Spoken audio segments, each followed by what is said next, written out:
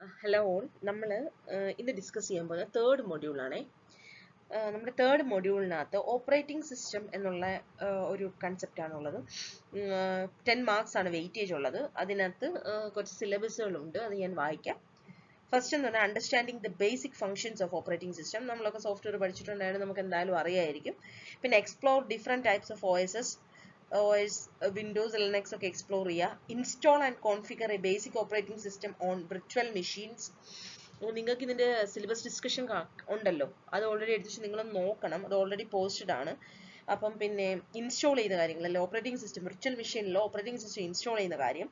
Familiarizing student with the installation process, navigate and perform basic operations in the command line, understand file and directory permissions,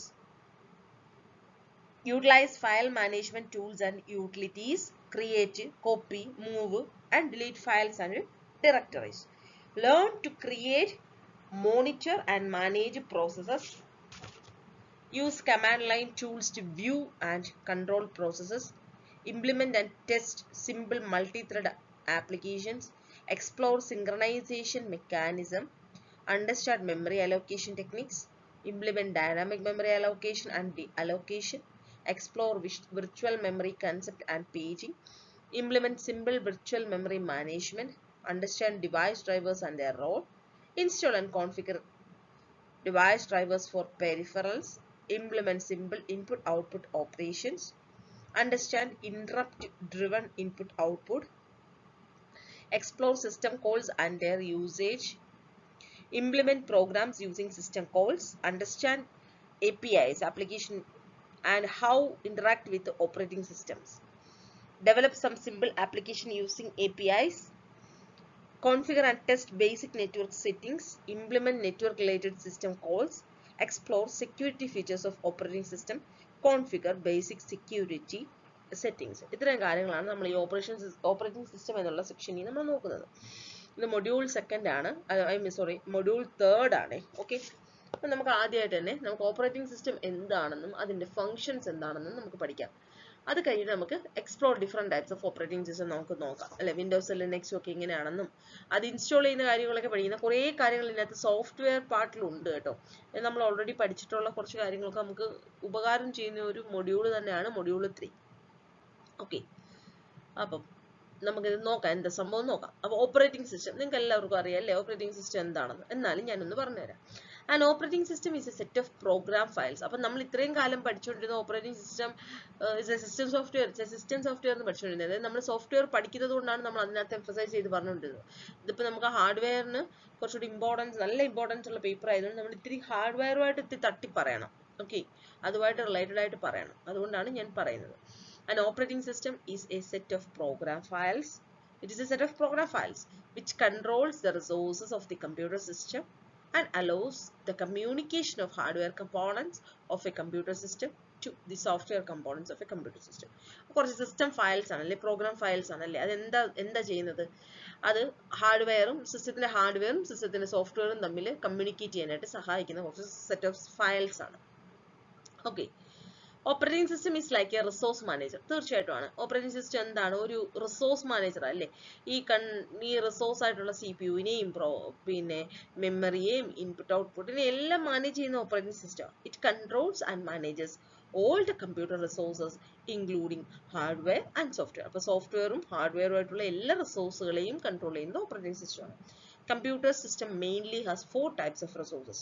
These are CPU or processor, main memory or RAM, secondary storage and input-output devices. പ്രധാനമായിട്ടും 4 തരത്തിലുള്ള റിസോഴ്സുകളാണ് computer സിസ്റ്റത്തിനുള്ളത്. നിങ്ങൾക്കൊക്കെ അറിയാം അല്ലേ. ഒരു CPU അല്ലെങ്കിൽ ഒരു processor ഉണ്ട്, main memory അല്ലെങ്കിൽ RAM ഉണ്ട്, സെക്കൻഡറി സ്റ്റോറേജ് ഡിവൈസുകളുണ്ട് അല്ലേ, ആൻഡ് ദെയർ ഇൻപുട്ട്-ഔട്ട്പുട്ട് ഡിവൈസുകൾ. ഇത്രയും ആൾക്കാരെ നല്ലതുപോലെ മാനേജ് ചെയ്യുന്ന ജോലിയാണ് ഓപ്പറേറ്റിംഗ് സിസ്റ്റത്തിനുള്ളത്. Moreover it's a program file and it's what it's doing. അതെന്താ ചെയ്തുകൊണ്ടിരിക്കുന്നത്? It is allows the system to communicate the hardware, allows the system അല്ലേ, സിസ്റ്റത്തിനെ അത് സഹായിക്കുകയും ചെയ്യുന്നു. It helps the system for communication between hardware components and different hardware components and the software components of a computer system. അതാണ് operating സിസ്റ്റത്തിന്റെ പ്രത്യേകത. Okay,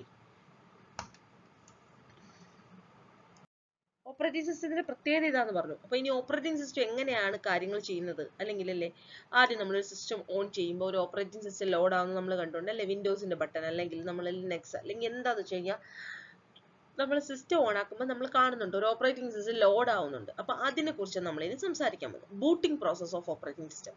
അതിന് നമ്മൾ booting എന്നാണ് പറയുന്നത്. എന്താണ് ഓപ്പറേറ്റിംഗ് സിസ്റ്റത്തിന്റെ ബൂട്ടിംഗ് പ്രോസസ് എന്ന് നമുക്ക് നോക്കാം.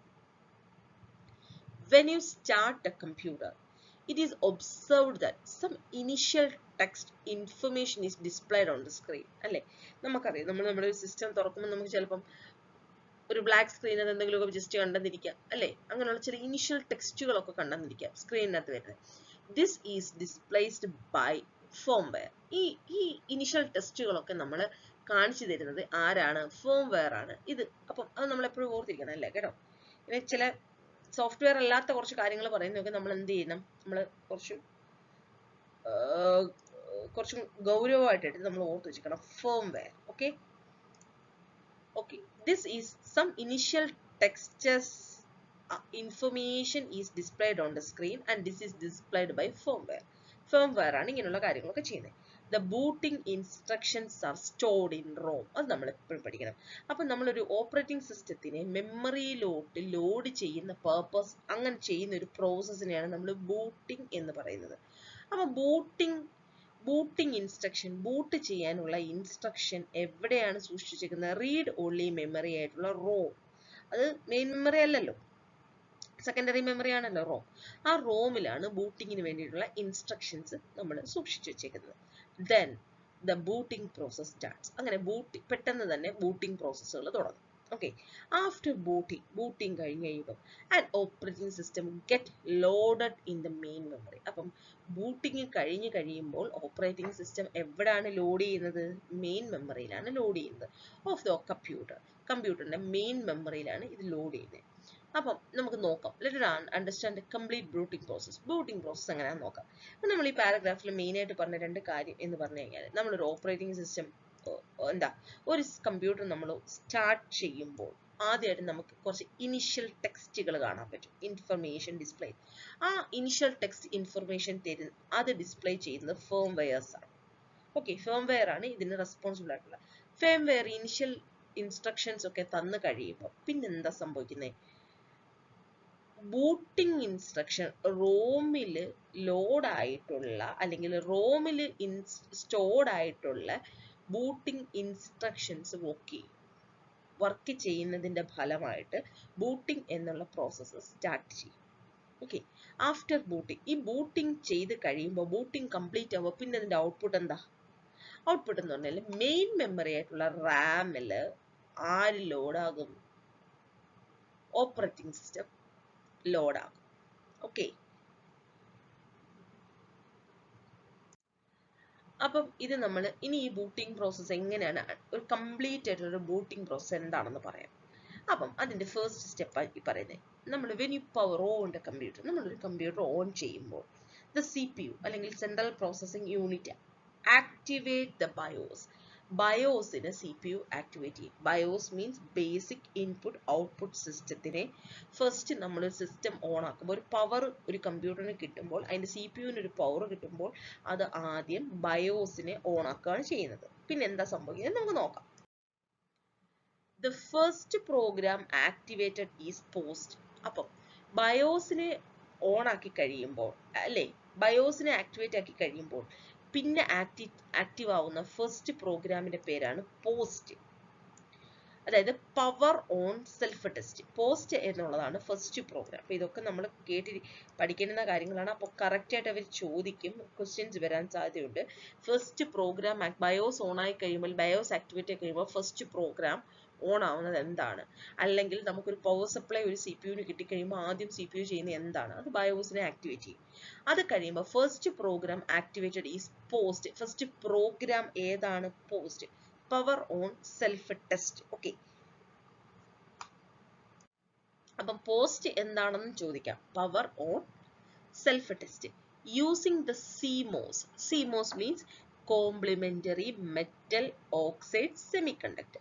Using the CMOS memory, it checks all the hardware and confirms that they are functioning. അപ്പം പോസ്റ്റ് എന്ന് പറയുന്ന പ്രോഗ്രാം ആക്ടിവേറ്റ് ആവും. പോസ്റ്റ് എന്ന് പറയുന്ന program power on self test ഒരു ടെസ്റ്റിംഗ് നടത്തും അത്. അപ്പോൾ ഈ പോസ്റ്റ് എന്നുള്ള പ്രോഗ്രാം ആക്ടിവേറ്റ് ആയി കഴിയുമ്പോൾ എന്ത് സംഭവിക്കും? ഈ CMOS ബാറ്ററി അല്ലെങ്കിൽ CMOS എന്ന് പറയുന്ന മെമ്മറി ഉണ്ട്, അതായത് complementary metal oxide semiconductor വെച്ചൊരു കൊച്ചൊരു മെമ്മറി ഉണ്ട്. അത് എന്ത് ചെയ്യും? ഇറ്റ് ചെക്സ്, അതായത് നമ്മുടെ മറ്റ് റാം ഒന്നും ആക്ടിവേറ്റ് ആവാറായില്ല. ഇറ്റ് ചെക്സ്, എന്ത് ചെയ്യും അത്? The memory checks the hardware and confirms that they are function properly. എല്ലാ ഹാർഡ്വെയറും നല്ലതുപോലെ ഫങ്ഷൻ ചെയ്യുന്നുണ്ടോ എന്ന് നോക്കും. അതായത് ഹാർഡ്വെയർ എന്തൊക്കെയായിരിക്കും? പ്രോസസ്സർ ഫങ്ഷൻ ചെയ്യണമെന്ന് നോക്കണം, ഇൻപുട്ട് ഔട്ട്പുട്ട് ഡിവൈസുകൾ ഫങ്ഷൻ ചെയ്യുന്നത് നോക്കണം. ഇങ്ങനെയുള്ള എല്ലാ ഹാർഡ്വെയർ കമ്പോണൻസും ഫങ്ഷൻ ചെയ്യുന്നുണ്ടോ എന്ന് ആര് ചെക്ക് ചെയ്യും? CMOS മെമ്മറി ചെക്ക് ചെയ്യും. നെക്സ്റ്റ്, ആഫ്റ്റർ ദാറ്റ്, ഇത് കഴിഞ്ഞ് കഴിഞ്ഞാൽ ഇറ്റ് റീഡ്സ് ദ MBR.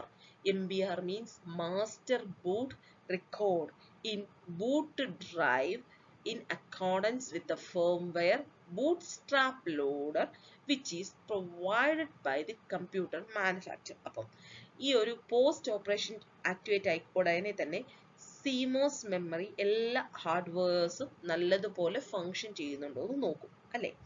ഇത് കഴിഞ്ഞ ഉടനെ, ആഫ്റ്റർ ദാറ്റ്, ഇത് കഴിഞ്ഞ ഉടനെ ഇറ്റ് റീഡ്സ് ദ MBR. എന്നിട്ട് അത് എന്താ ചെയ്യുന്നത്? MBR മാസ്റ്റർ ബൂട്ട് റെക്കോർഡിനെ റീഡ് ചെയ്യും in boot drive in accordance with the firmware bootstrap loader which is provided by the computer manufacturer.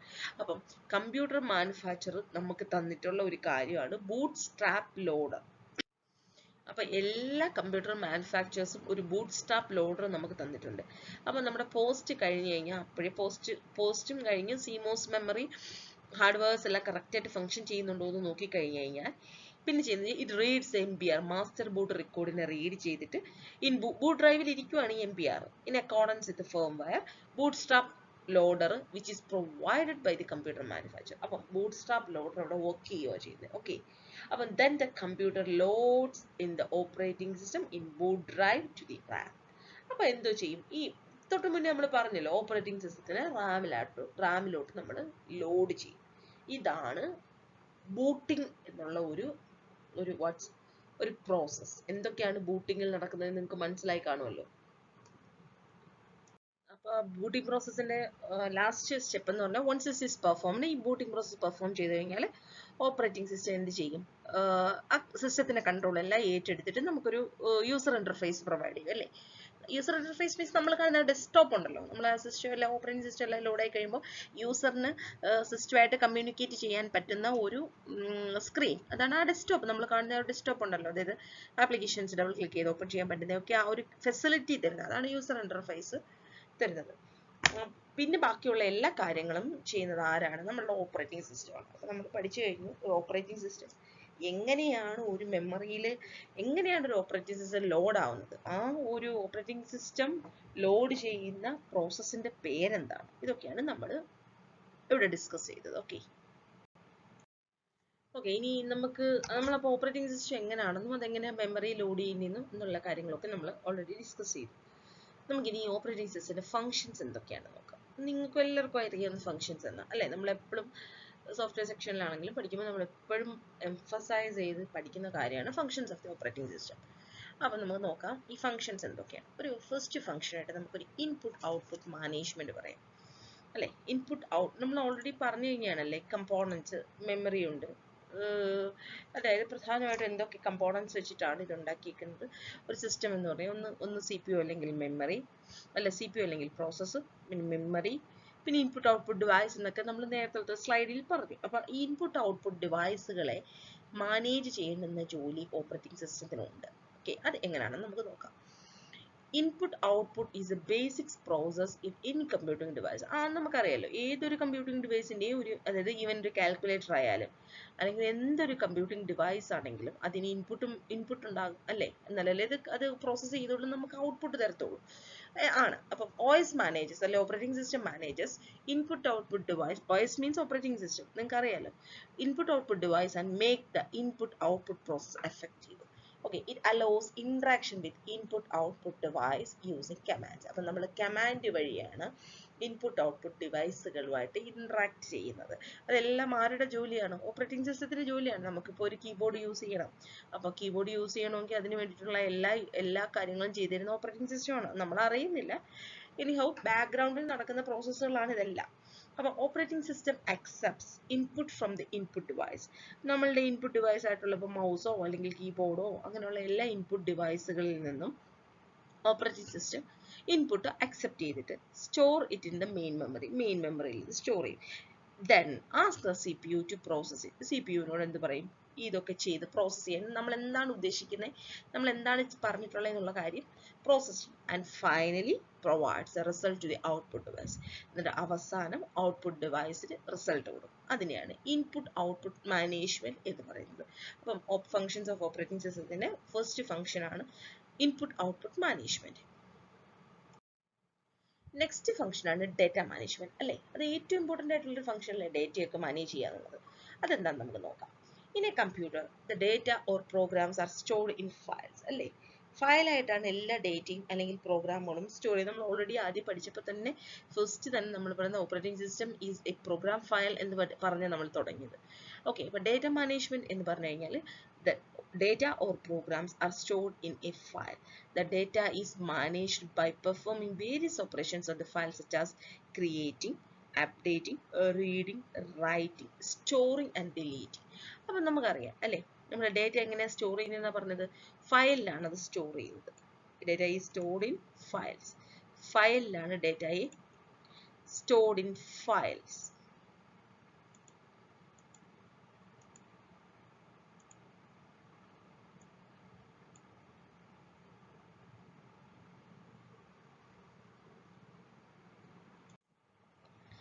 അല്ലേ. അപ്പൊ നമ്മൾ എന്താ പറഞ്ഞു വന്നത്?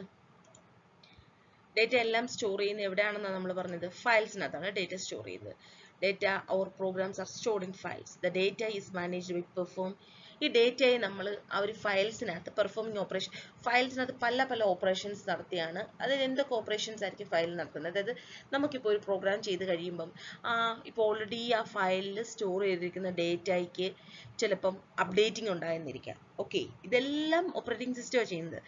നമ്മളൊരു ഡേറ്റയെ സേവ് ചെയ്ത് വെച്ചിരുന്നത് അത് പിന്നീടല്ലേ നമ്മളിപ്പോൾ സപ്പോസ് നമ്മളൊരു വേർഡിലൊരു ഡോക്യുമെന്റ് ചെയ്ത് വെച്ച് സേവ് ചെയ്ത് വെച്ചു. അപ്പോൾ പിറ്റേന്ന് നമ്മൾ അതെടുത്ത് നെക്സ്റ്റ് ഡേ നമ്മൾ അതെടുത്ത് എഡിറ്റ് ചെയ്തപ്പോൾ ദാറ്റ് ഡേറ്റ ഈസ് വാട്ട്, അത് എഡിറ്റ് ചെയ്ത് ആ ഡേറ്റ മാറി. അപ്പം വീണ്ടും അത് സേവ് ചെയ്യുമ്പോൾ ആ ഓൾറെഡി നമ്മൾ ഓപ്പൺ ചെയ്തപ്പോൾ ഉള്ള ഡേറ്റ ആണോ വേണ്ടുന്നത്? അല്ല, പിന്നെ നമ്മൾ എഡിറ്റ് ചെയ്ത ഡേറ്റ വേണ്ടത്.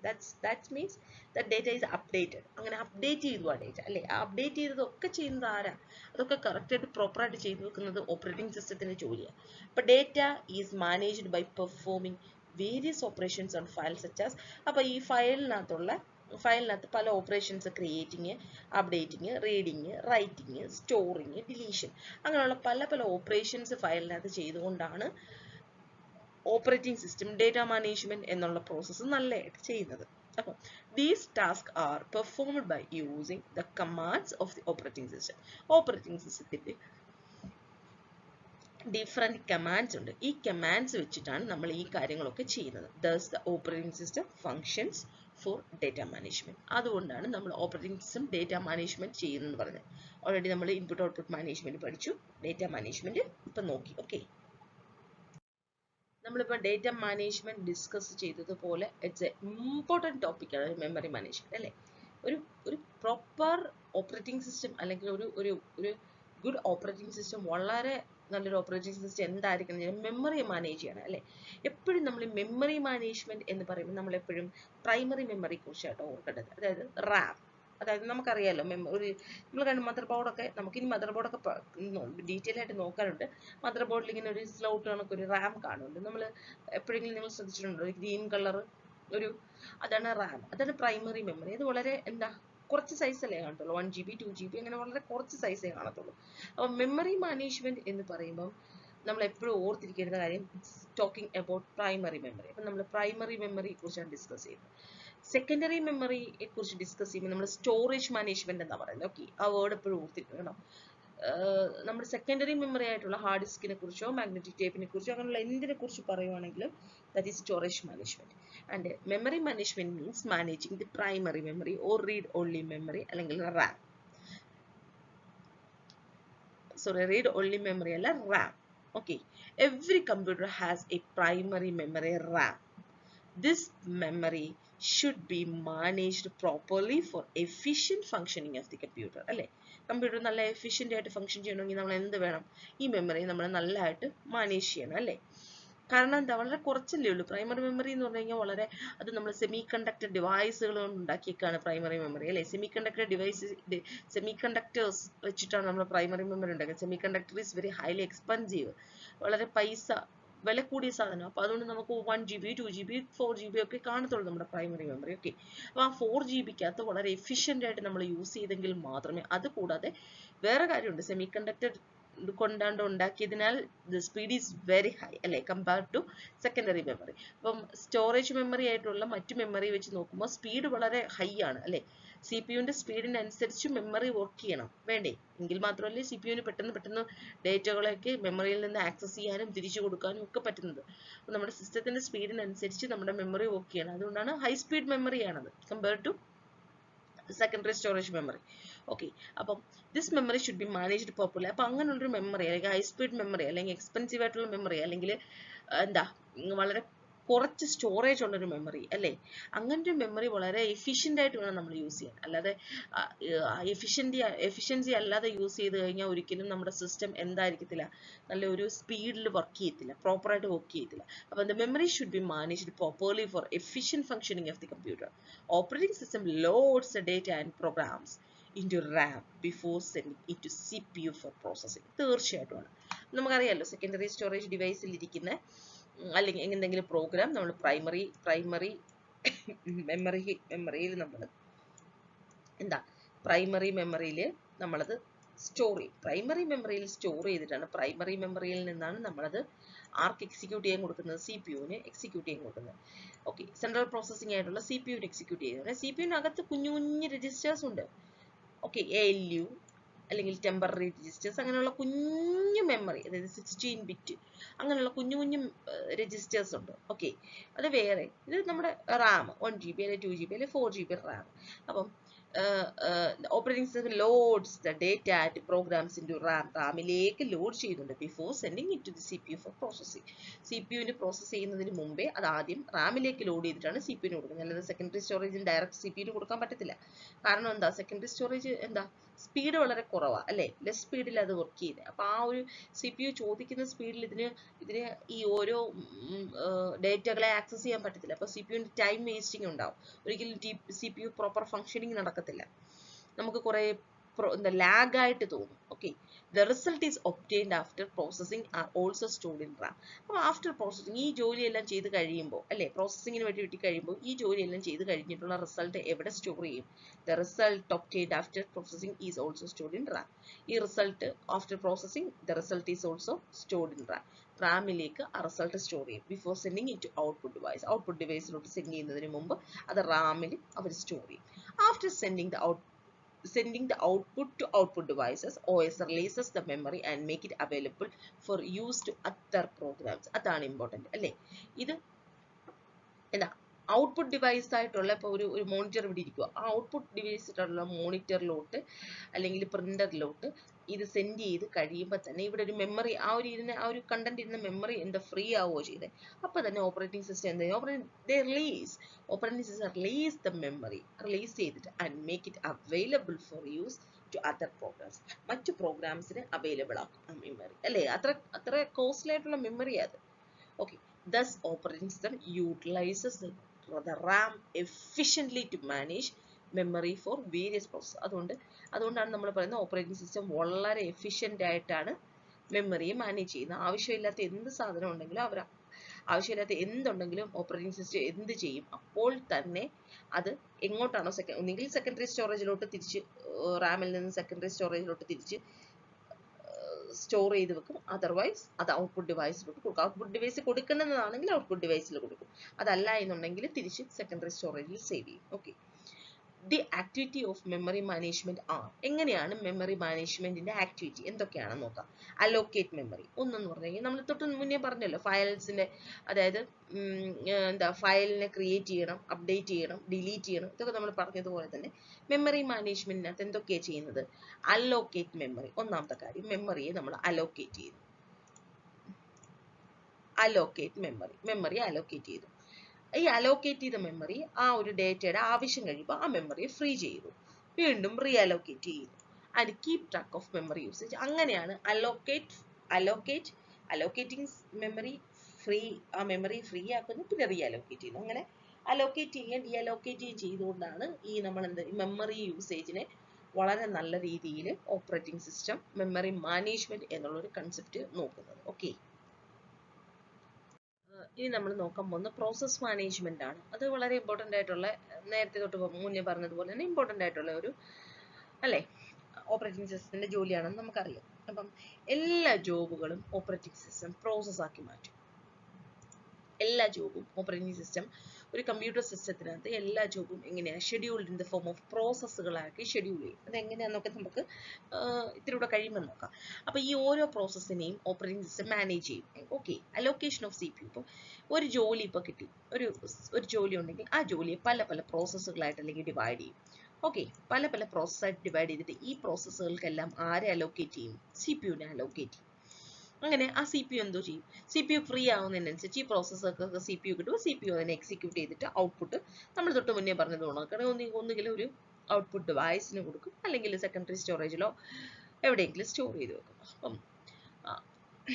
അപ്പം ആ പ്രോസസ് മാനേജ്മെന്റിന്റെ ആക്ടിവിറ്റീസ് എന്തൊക്കെയാന്ന് നോക്കാം. Control access to shared resources like file, memory, input, output and CPU. അല്ലേ, നമുക്കുള്ള ഒരു സിസ്റ്റത്തിനകത്ത് ഒരു സമയം ഒരു പ്രോസസ്സ് ആയിരിക്കത്തില്ല, ഒരുപാട് പ്രോസസ്സുകൾ വർക്ക് ചെയ്യുന്നുണ്ടായിരിക്കും. അപ്പോൾ ചില പ്രോസസ്സുകൾ ആരെയായിരിക്കും? ചില പ്രോസസ്സിന് ആവശ്യം ഇൻപുട്ട് ഔട്ട്പുട്ട് ഡിവൈസുകളെ ആയിരിക്കും. ഓക്കെ, ചില പ്രോസസ്സ് CPU എക്സിക്യൂട്ട് ചെയ്തുകൊണ്ടിരിക്കുമായിരിക്കും. ആ സമയത്ത് ചില പ്രോസസ്സ് എന്ത് ചെയ്യും? മെമ്മറി അവർക്ക് ആവശ്യമായിരിക്കും. ചില പ്രോസസ്സിന് ചില ഫയലുകളുടെ ആവശ്യം ഉണ്ടായിരിക്കാം. അപ്പം ഇങ്ങനെയുള്ള ഓരോരോ പ്രോസസ്സുകൾക്ക് വലിയ ഡിലേ അല്ലെങ്കിൽ ലാഗോ കൊടുക്കാതെ അവർക്ക് ആവശ്യമായിട്ടുള്ള റിസോഴ്സുകളെ ആരാണ് കൊടുക്കുന്നത്? ഓപ്പറേറ്റിംഗ് സിസ്റ്റമാണ് കറക്റ്റായിട്ട് അലോക്കേറ്റ് ചെയ്തത്. Control access to shared resources like shared ആയിട്ടുള്ള റിസോഴ്സുകൾ അല്ലേ. ഒരു ഫയൽ എന്ന് പറഞ്ഞു കഴിഞ്ഞാൽ ഒരു ഫയൽ എന്ന് പറഞ്ഞു കഴിഞ്ഞാൽ അത് ഒരു പ്രോസസ്സിന് മാത്രം ഓൺ ചെയ്യുന്ന ഒരു OWN ഓൺ സ്വന്തമായിട്ടിരിക്കുന്ന ഒരു സാധനമല്ല. ഓക്കെ, അത് മറ്റുള്ള പ്രോസസ്സിനും ആവശ്യമുണ്ട്. അപ്പോൾ അതും എല്ലാം ഷെയർഡ് ആണത്. ഷെയർഡ് ഫയൽ ആയിരിക്കാം. ഒരു മെമ്മറി, ഒരു സിസ്റ്റത്തിന്റെ മെമ്മറി എന്ന് പറഞ്ഞു കഴിഞ്ഞാൽ ഒരു പ്രോസസ്സിന് മാത്രമുള്ളതാണോ? അല്ല, മറ്റു പ്രോസസ്സുകൾക്കും ആ മെമ്മറിയിലുള്ള കാര്യങ്ങളൊക്കെ ആക്സസ് ചെയ്യണം. അങ്ങനെയുള്ള കാര്യങ്ങളില്ല. അതാണെങ്കിൽ ഇൻപുട്ട് ഔട്ട്പുട്ട് ഒരു പ്രോസസ്സിന് മാത്രമുള്ളതാണോ ഒരു മോണിറ്റർ, അല്ലെങ്കിൽ ഒരു പ്രിന്റർ, അല്ലെങ്കിൽ ഒരു കീബോർഡ്? അല്ല. അപ്പോൾ എല്ലാവർക്കും വേണ്ടിയിട്ട് ഈ ഷെയർഡ് റിസോഴ്സുകൾ അല്ലെ, റിസോഴ്സ് ഷെയർ ചെയ്തേക്കുക, അങ്ങനെ ഷെയർ ചെയ്യുക എന്നുള്ള അതിന്റെ കൺട്രോളുകൾ ചെയ്യുന്നത് ആരാണ്? ഓപ്പറേറ്റിംഗ് സിസ്റ്റമാണ്. പിന്നെ എക്സിക്യൂഷൻ ഓഫ് ആപ്ലിക്കേഷൻസ്. നമുക്ക് ഇപ്പം സപ്പോസ് ഞാനൊരു കാര്യം പറയാം. നമ്മളിപ്പോൾ ഒരു വേർഡിനകത്ത് എന്തെങ്കിലും നമ്മൾ ടൈപ്പ് ചെയ്തുകൊണ്ട് ഡോക്യുമെന്റ് ചെയ്തുകൊണ്ട് നമ്മൾ ഒരു പാട്ട് കേൾക്കുക അല്ലേ, നമുക്ക് പറ്റുന്ന കാര്യമല്ലേ ഇത്? നമ്മൾ പാട്ട് കേട്ടുകൊണ്ട് വേർഡിലെ കാര്യം ചെയ്യുകയാണ്. അപ്പോൾ നമ്മൾ രണ്ട് ആപ്ലിക്കേഷനാണ് അവിടെ വർക്ക് ചെയ്യുന്നത്. അപ്പോൾ അങ്ങനെ സൈമിൾട്ടേനിയസ് ആയിട്ട് അല്ലെങ്കിൽ ഒരേ സമയം വർക്ക് ചെയ്തുകൊണ്ടിരിക്കുന്ന ആപ്ലിക്കേഷൻസ് അത് അല്ലേ. അപ്പം അതിനെയൊക്കെ പ്രോസസ്സ് ചെയ്യുന്നത് ആരാ? Operating system. നമുക്ക് നോക്കാം ബാക്കി കാര്യം. അതുപോലെ തന്നെ create, execute and delete a പ്രോസസ്സുകളുണ്ട്. സിസ്റ്റം പ്രോസസ്സുണ്ട്, യൂസർ പ്രോസസ്സുണ്ട്. അപ്പം ഞാൻ പറഞ്ഞില്ലേ, ഒരു നമുക്കുള്ള ഒരു CPU-ന് ഒരു ജോലി നമ്മൾ കൊച്ചു പ്രോസസ്സുകളായിട്ട് കൊടുക്കുമെന്നിരിക്കട്ടോ. അപ്പോൾ ഈ ഒരു 4 പ്രോസസ്സ് ഉണ്ടെന്ന് വെച്ചു, 5 പ്രോസസ്സ് ഉണ്ട്. നമ്മുടെ CPU ഇവിടെ ഇരിക്കുകയാണ്. CPU അപ്പം എപ്പോഴാണോ ഫ്രീ ആയത് അപ്പോൾ ഫസ്റ്റ് പ്രോസസ്സിന് നമ്മൾ CPU-ന് കൊടുത്തു. CPU അതിനെ എക്സിക്യൂട്ട് ചെയ്തുകൊണ്ടിരിക്കുക. ഓക്കെ, എക്സിക്യൂട്ട് ചെയ്തുകൊണ്ടിരിക്കുകയാണ് CPU ആ പ്രോസസ്സിനെ എക്സിക്യൂട്ട് ചെയ്തുകൊണ്ടിരിക്കുമ്പോൾ അപ്പം ആ പ്രോസസ്സിനെ നമ്മൾ ഓൾറെഡി ക്രിയേറ്റ് ചെയ്തു അല്ലേ, ആ പ്രോസസ്സിനെ ക്രിയേറ്റ് ചെയ്തു, പിന്നെ എക്സിക്യൂട്ട് ചെയ്യാൻ കൊടുത്തു. അപ്പം എക്സിക്യൂട്ട് ചെയ്ത് കഴിയുമ്പോൾ പിന്നെ ഇതിൻ്റെ ആവശ്യമുണ്ട്. എക്സിക്യൂട്ട് ചെയ്ത് കഴിഞ്ഞിട്ട് അതിൻ്റെ ഔട്ട്പുട്ട് നമ്മൾ എവിടെ എഴുതി? നമ്മളൊരു ഔട്ട്പുട്ട് സ്ക്രീനിലോട്ട് കൊടുത്തു, അല്ലെങ്കിൽ പ്രിന്ററിലോട്ട് കൊടുത്തു ഔട്ട്പുട്ട്. പ്രിന്ററിലോട്ട് കൊടുത്തു കഴിഞ്ഞാൽ പിന്നെ ഇപ്പം നമ്മൾ ഈ പറയുന്ന ഈ ഒരു പ്രോസസ്സിൻ്റെ ആവശ്യമില്ല. ഈ ഫസ്റ്റ് അപ്പോൾ ആ പ്രോസസ്സിനെ നമ്മൾ എന്ത് വേണം? ഡിലീറ്റ് ചെയ്യണം അല്ലേ. ആ പ്രോസസ്സിനെ ഡിലീറ്റ് ചെയ്ത് കളഞ്ഞിട്ട് ഓക്കെ അതിൻ്റെ കാര്യങ്ങളൊക്കെ ചെയ്ത് കഴിഞ്ഞിട്ട് പിന്നെ നമ്മൾ നെക്സ്റ്റ് ഇരിക്കുന്ന പ്രോസസ്സിനെ എന്ത് ചെയ്തു CPU അലോക്കേറ്റ് ചെയ്തു അതിൻ്റെ കാര്യങ്ങൾ ചെയ്തു അങ്ങനെ ഓരോ പ്രോസസ്സിനെ നമ്മൾ ക്രിയേറ്റ് ചെയ്യണം അതിനെ എക്സിക്യൂട്ട് ചെയ്യണം അതിനെ ഡിലീറ്റ് ചെയ്യണം ഇതെല്ലാം ചെയ്യുന്ന operating system cancel or resume process ചില പ്രോസസ്സിൻ്റെ ആവശ്യമില്ല നമ്മൾ ചെയ്തുകൊണ്ടിരുന്നപ്പോൾ നമുക്ക് മനസ്സിലായി ഈ പ്രോസസ്സിൻ്റെ ആവശ്യമില്ല അങ്ങനെയുള്ള പ്രോസസ്സിനെ ക്യാൻസൽ ചെയ്യണം അപ്പോൾ ചില പ്രോസസ്സുകളുണ്ട് CPU-നകത്ത് ഇങ്ങനെ പ്രോസസ്സിങ്ങിന് നമ്മൾ കൊടുത്തത് CPU-നകത്ത് വർക്ക് ചെയ്തുകൊണ്ടിരുന്നപ്പോൾ അതിനൊരു കീബോർഡിൽ നിന്നൊരു എന്ത് വേണം അല്ലെങ്കിൽ ഒരു ഫയലിനെ ആക്സസ് ചെയ്യണം ഒരു ഫയലും കൂടെ ഉണ്ടെങ്കിൽ ആ പ്രോസസ്സ് നമുക്ക് കംപ്ലീറ്റ് ആകത്തുള്ളൂ അങ്ങനെ ഉണ്ടെങ്കിൽ നമുക്ക് ആ പ്രോസസ്സ് നമുക്ക് റെസ്യൂം ചെയ്ത് വെക്കാം തൽക്കാലത്തേക്ക് നിർത്തി വെച്ചിട്ട് അടുത്ത പ്രോസസ്സിന് CPU ചെയ്യാം ആ സമയം കൊണ്ട് ഈ പ്രോസസ്സ് പോയി ഓപ്പറേറ്റിംഗ് സിസ്റ്റം സഹായിക്കും പോയി ഫയലിനെ ആക്സസ് ചെയ്യാം ഓക്കെ അത് നമുക്ക് ഷെഡ്യൂൾ ചെയ്യാം ഒരു പ്രോസസ്സ് എപ്പോഴാണ് ചെയ്യേണ്ടതെന്ന് തീരുമാനിക്കുക synchronisation communication deadlock handling for process deadlock എന്ന് പറഞ്ഞാൽ എന്താ ഒരു സിസ്റ്റത്തിനും എന്താ ഒരു CPU കിട്ടാത്ത അവസ്ഥയാണല്ലോ നമ്മൾ എന്താ ഡെഡ്ലോക്ക് സ്റ്റാർവേഷൻ ഡെഡ്ലോക്ക് എന്നൊക്കെ പറയുന്നത് അല്ലേ അങ്ങനെയുള്ള ആ ഡെഡ്ലോക്കിനെ ഹാൻഡിൽ ചെയ്യുക ഇങ്ങനെയൊക്കെയുള്ള കാര്യങ്ങളെല്ലാം ചെയ്യുന്നത് നമ്മളുടെ ആരാണ് ഓപ്പറേറ്റിംഗ് സിസ്റ്റം അപ്പം നമുക്ക് അത് നോക്കാം ഒരു പ്രോസസ്സ് എന്ന് പറഞ്ഞു കഴിഞ്ഞാൽ അത് എത്ര സ്റ്റേജിലൂടെ കടന്നു പോകും എങ്ങനെയൊക്കെയാണെന്ന് നമുക്ക് നോക്കാം നമുക്കറിയാം ഒരു പ്രോസസ്സിന്റെ സ്റ്റേജുകളാണ് നമ്മളിവിടെ കാണുന്നത് ഒരു പ്രോസസ്സ് എന്ത് ചെയ്യും ആദ്യം ഒരു പ്രോസസ്സ് സ്റ്റാർട്ട് ചെയ്യുവാണ് കുറേ നമുക്കിടെ കയ്യിൽ ഒരു 5 പ്രോസസ്സ് ഉണ്ട് നമുക്ക് ചെയ്യാൻ CPU-യിലേക്ക് കൊടുക്കാൻ 5 പ്രോസസ്സ് ഫസ്റ്റ് ആ പ്രോസസ്സ് റെഡി ആവുകയോ ചെയ്യുന്നത് റെഡി ക്യൂവിലിരിക്കുക റെഡി എന്ന് പറഞ്ഞാൽ ഇതൊരു റെഡി ക്യൂ ആണ് റെഡി ക്യൂവിലിരിക്കുക ഫസ്റ്റ് ഈ 5 പ്രോസസ്സിന് ഒരു ക്യൂവിലിരിക്കുക റെഡിയാണ് അവർ എപ്പം വേണമെങ്കിലും എന്താണ് റെഡിയാണ് ആ പ്രോസസ്സ് റെഡി എന്നുള്ള സ്റ്റേജിൽ നിന്ന് റണ്ണിങ് എന്നുള്ള സ്റ്റേറ്റിലോട്ട് എപ്പോഴാവുന്നതെന്ന് അറിയാമോ എപ്പോഴാവുന്നത് അതിന് CPU അലോക്കേറ്റ് ചെയ്യുമ്പോഴാണ് അത് റണ്ണിങ് സ്റ്റേജിലോട്ടാവുന്നത് ഈ റെഡി സ്റ്റേറ്റിൽ ഇരിക്കുമ്പോൾ ഒരിക്കലും ആ പ്രോസസ്സ്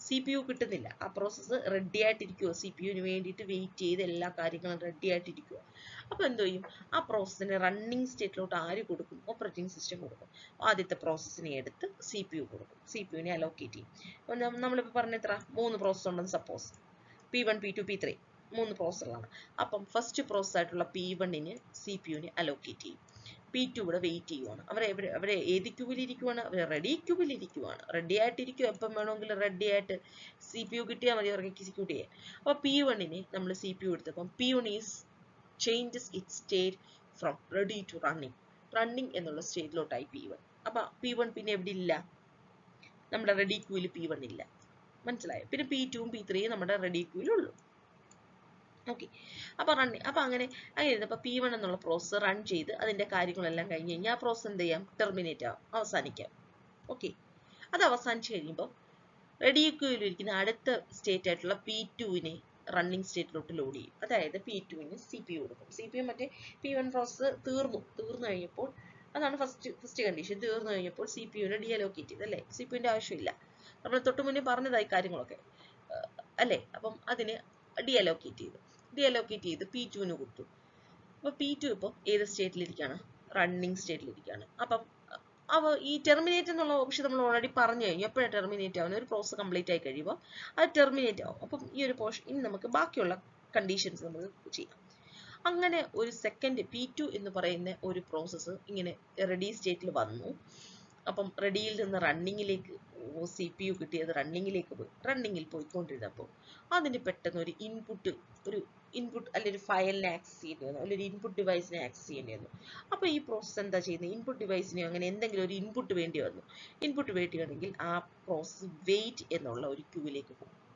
അതെന്തിലേക്ക് പോകും വെയിറ്റ് അതായത് എന്തിനോ വേണ്ടി വെയിറ്റ് ചെയ്യുമോ ഇൻപുട്ടിന് വേണ്ടി വെയിറ്റ് ചെയ്യും ആ സമയത്ത് പിന്നെ ആരായി അല്ലെ ആ സമയത്ത് നമ്മൾ എന്ത് സംഭവിച്ചു ഇത് നമ്മൾ പോയി അല്ലെ P2 എങ്ങോട്ട് പോയി വെയിറ്റ് സ്റ്റേജിലോട്ട് പോയി P2 എങ്ങോട്ട് പോയി വെയിറ്റ് സ്റ്റേജിലോട്ടാണ് P2 പോയേക്കുന്നത് ആ സമയത്ത് വീണ്ടും നമ്മുടെ ആര് ഫ്രീ ആയി നമ്മുടെ CPU ഫ്രീ ആയി അപ്പം നമ്മുടെ കയ്യിൽ ഇനി ഇരിക്കുന്ന പ്രോസസ് ഏതാ P3 റെഡിയിൽ നിന്ന് റണ്ണിങ്ങിലാവും ഓക്കെ P3ക്ക് അപ്പം എന്ത് കിട്ടി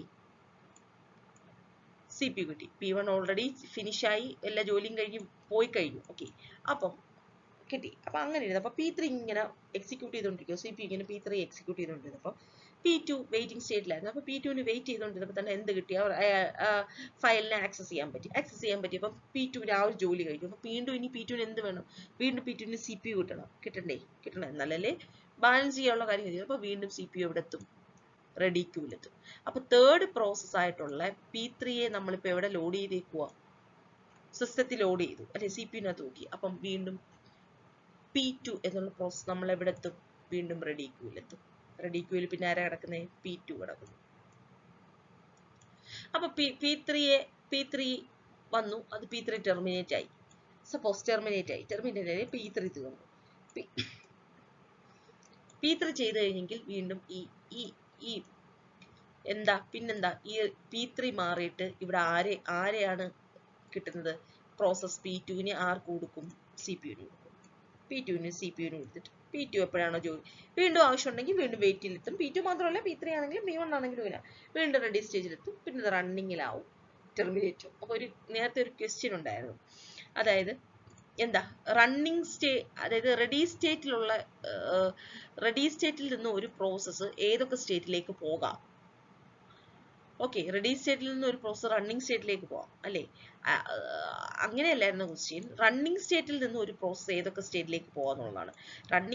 റണ്ണിങ് സ്റ്റേറ്റിൽ നിന്ന് ഏത് ഫോളോയിങ് കുറെ 4 ഓപ്ഷൻ തന്നിട്ടുണ്ട്. റണ്ണിങ് സ്റ്റേറ്റിൽ നിന്നും പോകാൻ പറ്റാത്ത സ്റ്റേജ് ഏതാണ്? അപ്പൊ റണ്ണിങ് സ്റ്റേറ്റിൽ നിന്നും ടെർമിനേറ്റ് എന്നുള്ള സ്റ്റേറ്റിലേക്ക് നമുക്ക് പോകാൻ പറ്റും. റണ്ണിങ് സ്റ്റേറ്റിൽ നിന്ന് വെയിറ്റ് എന്നുള്ള സ്റ്റേറ്റിലേക്ക് പറ്റും. റണ്ണിങ് സ്റ്റേറ്റിൽ നിന്ന് റെഡി എന്നുള്ള സ്റ്റേറ്റിലേക്ക് പോകാൻ പറ്റും. റണ്ണിങ് സ്റ്റേറ്റിൽ നിന്നും സ്റ്റാർട്ടിലേക്ക് പോകാൻ പറ്റും? പറ്റത്തില്ല. ഓക്കെ, മനസ്സിലായി. അപ്പൊ ഈ ഒരു ഫ്ലോ നമ്മൾ എപ്പോഴും പഠിച്ചിരിക്കണം. റെഡി എന്ന് പറഞ്ഞാൽ ഒരിക്കലും CPU കിട്ടുന്നില്ല. Okay, it is ready for, ഞാൻ റെഡിയാണ്, ഞാൻ എല്ലാം റെഡി ആയിട്ട് നിൽക്കുക. CPU എനിക്ക് കിട്ടാൻ ഉള്ള എല്ലാ ക്രൈറ്റീരിയയും ഞാൻ കംപ്ലീറ്റ് ചെയ്ത് ഞാൻ റെഡി ആയിട്ട് നിൽക്കുക. That's ready state. Running state means that they are on, അല്ലെങ്കിൽ അത് ഒരു CPU വർക്ക് ചെയ്തുകൊണ്ടിരിക്കുന്ന സ്റ്റേറ്റിനാണ് റണ്ണിങ് എന്ന് പറയുന്നത്. Termination means it is already terminate ചെയ്ത് കഴിഞ്ഞു. ഓക്കെ, അപ്പൊ ഇതാണ് ഒരു പ്രോസസ്സിന്റെ ലൈഫ് സൈക്കിൾ എന്ന് പറയുന്നത്.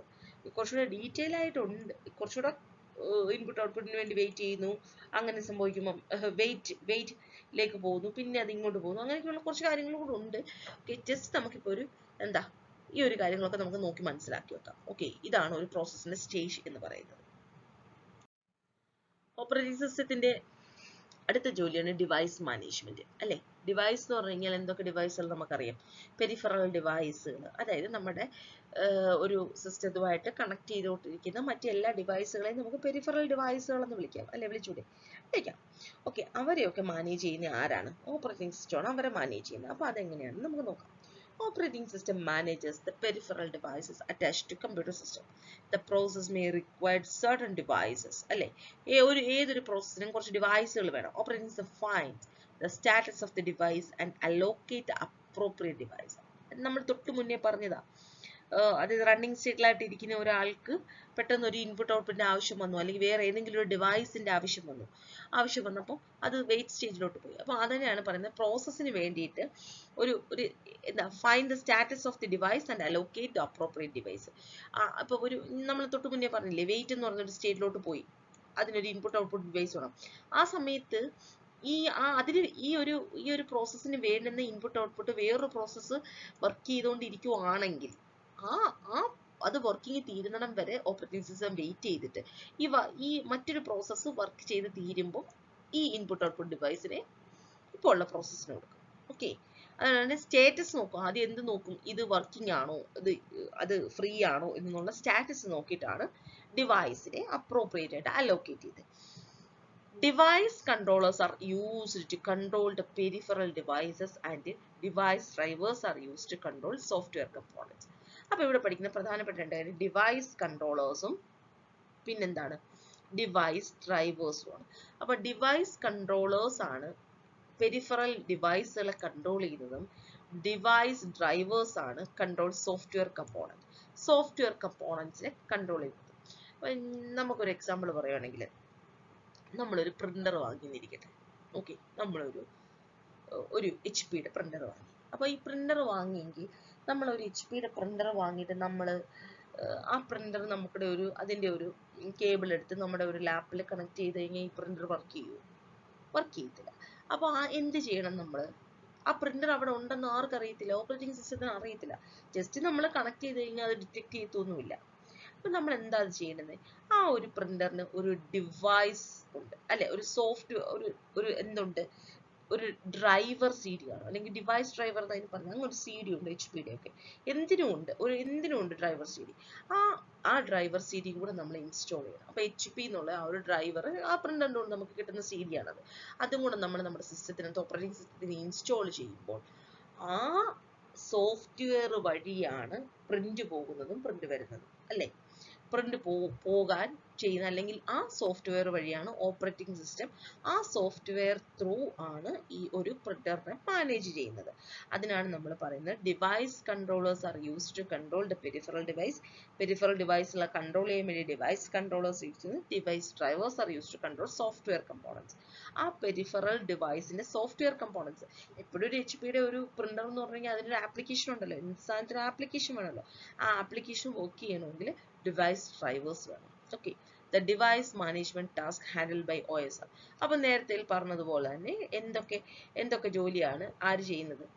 Device management. ഒരു ഓപ്പറേറ്റിംഗ് സിസ്റ്റം ഡിവൈസ് മാനേജ്മെന്റിലൂടെ ചെയ്യുന്ന ജോലികൾ എന്തൊക്കെയാണെന്ന് നമുക്ക് പഠിക്കാം. എന്തൊക്കെയെന്ന് നോക്കാം. ഒന്ന്, open, close and write the device driver. Device ഡ്രൈവറുകളെ ഓപ്പൺ ചെയ്യുക, ക്ലോസ് ചെയ്യുക, റൈറ്റ് ചെയ്യുക. Okay. Then communicate, control and monitor the device drivers. Device ഡ്രൈവറുമായിട്ട് കമ്മ്യൂണിക്കേറ്റ് ചെയ്യുക, കൺട്രോൾ ചെയ്യുക, മോണിറ്റർ ചെയ്യുക.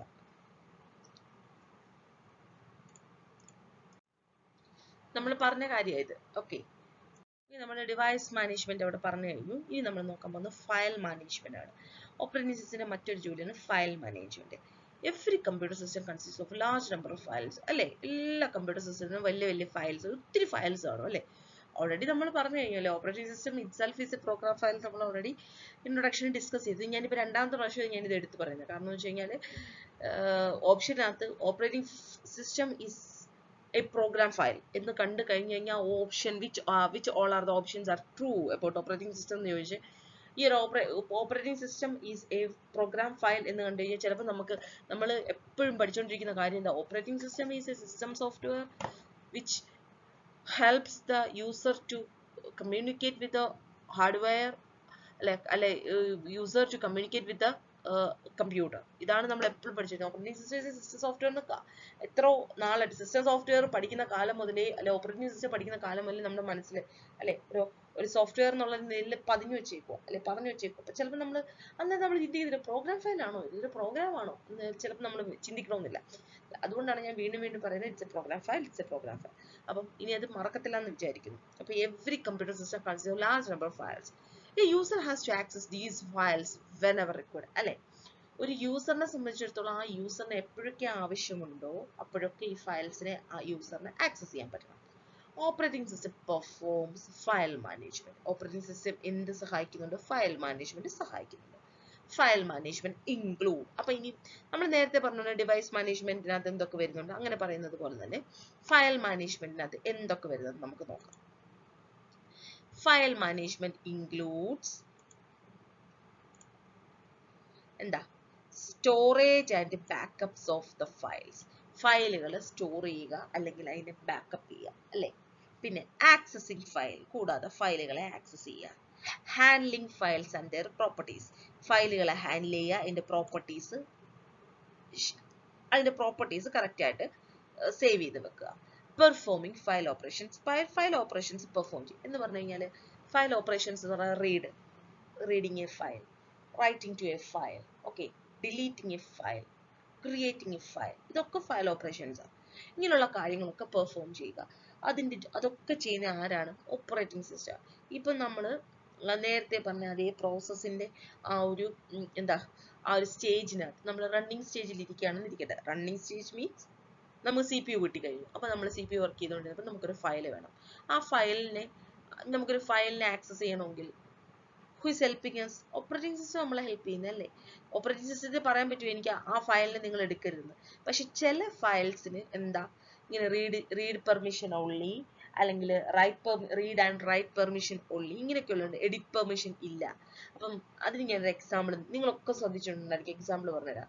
നമ്മളിപ്പം വേറെ എവിടെന്നെങ്കിലുമൊക്കെ എവിടെന്നെങ്കിലുമൊക്കെ ഡൗൺലോഡ് ചെയ്ത ഫയൽസ് നമ്മളിപ്പം വേർഡിലോ ഒക്കെ ഓപ്പൺ ചെയ്യുകയാണെങ്കിൽ മേളിൽ കാണാം, അല്ലെ, enable editing, the permission is not there. അപ്പം പിന്നെ ഒരു ബട്ടൺ കാണിച്ചിട്ട് ഇനേബിൾ എഡിറ്റിംഗ് കാണും. അപ്പോൾ അതിനകത്ത് ക്ലിക്ക് ചെയ്ത് കഴിഞ്ഞാൽ എഡിറ്റ് ചെയ്യാനുള്ള ഒരു ആക്സസ് നമുക്ക് കിട്ടും. അതൊക്കെ ഫയൽസിനകത്തുള്ള ആക്സസുകളാണ് അല്ലേ. ഫയലിന്റെ മാനേജ്മെന്റിനകത്ത് സിസ്റ്റം ചെയ്യുന്ന കാര്യങ്ങൾ അതൊക്കെ. അപ്പം ഫയൽ മാനേജ്മെന്റിനകത്ത് storage and backups of files ആണ്, ആക്സസിങ് ഫയൽസ് ആണ്, ഹാൻഡ്ലിംഗ് ഫയൽസ് ആണ്, and properties, performing file operations. ഈ ബാക്കപ്സ് ഓഫ് ഫയൽസ് എന്ന് പറഞ്ഞു കഴിഞ്ഞാൽ നമുക്ക് ഇമ്പോർട്ടൻ്റ് ആയിട്ടുള്ള ഫയലുകളൊക്കെ ബാക്കപ്പ് ചെയ്ത് വെക്കും. നമുക്ക് ഇവർ നമ്മുടെ ഫോണിൽ തന്നെ നമുക്ക് കാണാൻ പറ്റത്തില്ലേ, ഇത്ര ദിവസമായി നിങ്ങളുടെ ഫോൺ എന്താ അപ്ഡേറ്റ് ചെയ്തിട്ട്, അല്ലെങ്കിൽ നിങ്ങളുടെ ഫയൽസ് ഒക്കെ ബാക്കപ്പ് ചെയ്തില്ല, 48 days ആയി ബാക്കപ്പ് ചെയ്തിട്ട് നിങ്ങൾക്ക് ബാക്കപ്പ് ചെയ്യണമെന്നൊക്കെ നമ്മളോട് ചോദിക്കത്തില്ലേ. എന്തിനാ ബാക്കപ്പ്? ക്ലൗഡിനകത്ത് സേവ് ചെയ്യാനായിട്ട്. അപ്പോൾ എന്തിനാ ബാക്കപ്പ് ചെയ്യുന്നത്? പിന്നെ നമുക്ക് ആവശ്യമുണ്ടെങ്കിൽ ഇൻ കേസ് നമ്മുടെ ഫോണിൽ നിന്ന് പോയാലും ബാക്കപ്പ് ചെയ്ത് വെച്ച് കഴിഞ്ഞാൽ നമുക്കത് കിട്ടും അല്ലേ, റിട്രീവ് ചെയ്ത് വെക്കാൻ പറ്റും. അതുപോലെ തന്നെയാണ് ഫയലിന്റെ കാര്യങ്ങൾ. അപ്പോൾ ലൊക്കേഷൻ ഓഫ് ദി ഫയൽ, അതുപോലെ തന്നെ ഇപ്പോൾ സപ്പോസ് ഓപ്പറേറ്റിംഗ് സിസ്റ്റം ഒരു പ്രോഗ്രാമിംഗ് ഫയലാണെന്ന് ഞാൻ വീണ്ടും പറയുന്നു. അപ്പോൾ ഒരു പ്രോഗ്രാമിംഗ് ഫയലാണ്, അത് നമുക്ക് എഡിറ്റ് ചെയ്യാൻ പറ്റും. അത് എഡിറ്റ് ചെയ്യാൻ പറ്റും. എഡിറ്റ് ചെയ്യുന്ന ഓപ്പറേറ്റിംഗ് സിസ്റ്റം ഉണ്ട്. അപ്പോൾ അത് എഡിറ്റ് ചെയ്യാൻ പറ്റുമെങ്കിൽ നമ്മൾ വിൻഡോസ് ഒന്നും എഡിറ്റ് ചെയ്യാൻ പറ്റത്തില്ല. ഓക്കെ, ദാറ്റ്സ് വൈ അത് ഫ്രീ ഓപ്പറേറ്റിംഗ് സിസ്റ്റം അല്ല. അപ്പം നമ്മൾ ഓപ്പൺ ഓപ്പറേറ്റിംഗ് സിസ്റ്റം അല്ല. അപ്പം എഡിറ്റ് ചെയ്യുവാണെങ്കിൽ അതിന്റെ ഫീച്ചേഴ്സ് എല്ലാം നമുക്ക് എഡിറ്റ് ചെയ്ത് മാറ്റാൻ പറ്റും അല്ലേ. അപ്പം അങ്ങനെയുള്ള അത് എഡിറ്റ് അതുള്ള പെർമിഷൻ അതിനകത്ത് കട്ട് ചെയ്ത് വെച്ചേക്കോ വിൻഡോസ്. അപ്പം നമ്മൾ പറയുന്നത്, അപ്പം അതിനെയാണ് നമ്മൾ എന്ത് പറയുന്നത്, മാനേജ്മെന്റ് എന്ന് പറയുന്നത്. അപ്പം location of A file, size, its users and status are maintained by operating system. അപ്പോൾ ഒരു ഫയലിന്റെ എന്തൊക്കെ കാര്യങ്ങളാണ് ഓപ്പറേറ്റിംഗ് സിസ്റ്റം മെയിൻറ്റെയിൻ ചെയ്യുന്നത്? അതിന്റെ ലൊക്കേഷൻ, ആ ഫയൽ എവിടെയാണ് ലൊക്കേറ്റ് ചെയ്യുന്നത്, അല്ലെങ്കിൽ അതിന്റെ സൈസ്, എത്ര സൈസ് ഉണ്ട്, അല്ലെങ്കിൽ അതിന്റെ യൂസുകൾ എന്തൊക്കെയാണ്, അല്ലെങ്കിൽ അതിന്റെ സ്റ്റാറ്റസ് മീൻസ് അത് ഞാനിപ്പോൾ പറഞ്ഞതുപോലെ റീഡ് സ്റ്റാറ്റസ് ആണോ, റൈറ്റ് സ്റ്റാറ്റസ് ഉണ്ടോ, എഡിറ്റ് സ്റ്റാറ്റസ് ഉണ്ടോ, അങ്ങനെയുള്ള പെർമിഷൻസ് അതെല്ലാം ഓപ്പറേറ്റിംഗ് സിസ്റ്റം മെയിൻറ്റെയിൻ ചെയ്യുന്നുണ്ട്. whenever a process requires a file allocation, ഒരു പ്രോസസ്സിന് എപ്പോഴാണോ ഒരു ഫയൽ അലോക്കേഷൻ ആവശ്യമായിട്ട് വരുന്നത്, then the file is searched and it is allocated to the process. ആ ഫയലിനെ സെർച്ച് ചെയ്തിട്ട് ആ പ്രോസസ്സിന് വേണ്ടിയിട്ട് അലോക്കേറ്റ് ചെയ്യും. whenever the process is completed, ആ പ്രോസസ്സ് കംപ്ലീറ്റ് ചെയ്ത് കഴിഞ്ഞാൽ then the file allocation is removed. ആ അലോക്കേറ്റ് ചെയ്ത ഫയലിനെ റിമൂവ് ചെയ്യും. ഓക്കെ, എപ്പോഴെങ്കിലും ഒരു പ്രോസസ്സിന് ഒരു ഫയലിന് വേണം എന്നുണ്ടെങ്കിൽ ആ ഫയലിനെ എന്ത് ചെയ്യും, സെർച്ച് ചെയ്ത് ആ ഫയലിനെ ആ പ്രോസസ്സിന് വേണ്ടിയിട്ട് അലോക്കേറ്റ് ചെയ്യും. ആ ഒരു ജോലി ചെയ്ത് കഴിഞ്ഞ് കഴിഞ്ഞാൽ ആ ഫയലിനെ റിമൂവ് ചെയ്യും. Operating system also prevents the file from viruses or unauthorised access. അപ്പം വൈറസ് അറ്റാക്ക് വരാതോ അല്ലെ അൺഓതറൈസ്ഡ് ആക്സസുകൾ മറ്റുള്ളവർ വന്ന് ആക്സസ് ചെയ്യാതിരിക്കാനോ അങ്ങനെയൊക്കെ എല്ലാ കാര്യങ്ങളും ഓപ്പറേറ്റിംഗ് സിസ്റ്റം സഹായിക്കുന്നുണ്ട്. അത് ഞാൻ ഇച്ചിരി മുമ്പേ പറഞ്ഞു. വേർഡ് നമ്മൾ എന്തെങ്കിലുമൊക്കെ ഡൗൺലോഡ് ചെയ്തെടുത്താൽ, അല്ലെങ്കിൽ വേറൊരാളുടെ സിസ്റ്റത്തിനകത്ത് അയാൾ ചെയ്ത് വെച്ചിരിക്കുന്ന വേർഡ് നമ്മൾ കൊണ്ടുവന്ന് നമുക്ക് ഇനേബിൾ എഡിറ്റിംഗ് പറയാം, അല്ലെങ്കിൽ എഡിറ്റിംഗ് ഈസ് നോട്ട് പോസിബിൾ എന്ന് കാണിക്കുന്നത്, അതിനാണ് നമ്മൾ അൺഓതറൈസ്ഡ് ആക്സസ് എന്ന് പറയുന്നത്. File management task include. ഇനി ഫയൽ മാനേജ്മെന്റ് ടാസ്കിനകത്ത് എന്തൊക്കെ കാര്യങ്ങളാണ് നമുക്ക് ഞാൻ ഓൾറെഡി പറഞ്ഞ കാര്യങ്ങൾ തന്നെ. ക്രിയേറ്റ് ആൻഡ് ഡിലീറ്റ് ഫയൽസ്, ഫയലുകൾ ക്രിയേറ്റ് ചെയ്യുക, ഡിലീറ്റ് ചെയ്യുക. Provide access to the files, ആക്സസുകൾ കൊടുക്കുക, റീഡ് ആക്സസ്, റൈറ്റ് ആക്സസ്, അങ്ങനെയുള്ള അപ്ഡേറ്റ് ആക്സസ് അങ്ങനെയുള്ള കൊടുക്കുക. അലോക്കേറ്റ് സ്പേസ് ഫോർ ഫയൽസ്, ഫയലിന് വേണ്ട സ്പേസ് അലോക്കേറ്റ് ചെയ്യുക. കീപ് ബാക്കപ്പ് ഓഫ് ഫയൽസ്, ആവശ്യമുള്ള ഫയൽസിന്റെ ഒക്കെ ബാക്കപ്പുകൾ കീപ്പ് ചെയ്യുക. സെക്യൂർ ഫയൽസ്, ഫയലിന്റെ വളരെ ഇമ്പോർട്ടൻ്റ് ആയിട്ട് സെക്യൂർ ആയിട്ട് സൂക്ഷിക്കുക. ഓക്കെ അല്ലെ, ഒരു ഫയൽ നമ്മൾ സേവ് ചെയ്തിട്ട് അത് പിന്നെ കാണുന്നില്ല എന്നുള്ള ഒരു കാര്യം, അതുകൊണ്ട് ആ ഒരു ഫയലിനെ സെക്യൂർ ആയിട്ട് സൂക്ഷിക്കുക. ഇങ്ങനെയുള്ള കാര്യങ്ങളാണ് ഫയൽ അലോക്കേഷനകത്ത് ഉള്ളത്. അപ്പോൾ നമ്മൾ ഇന്ന് കുറച്ചൊരു 5-6 കാര്യങ്ങളും കൂടെ ഉണ്ട്, എന്തായാലും 3-4 കാര്യങ്ങളും കൂടെ ഉണ്ട് ഓപ്പറേറ്റിംഗ് സിസ്റ്റത്തിന്റെ ഫങ്ഷൻസ്. അതുകൊണ്ട് നമുക്ക് നോക്കണം. ഓക്കെ, അതിനിപ്പോൾ നെക്സ്റ്റ് ക്ലാസ്സിൽ നമുക്കത് നോക്കാം. Okay, thank you.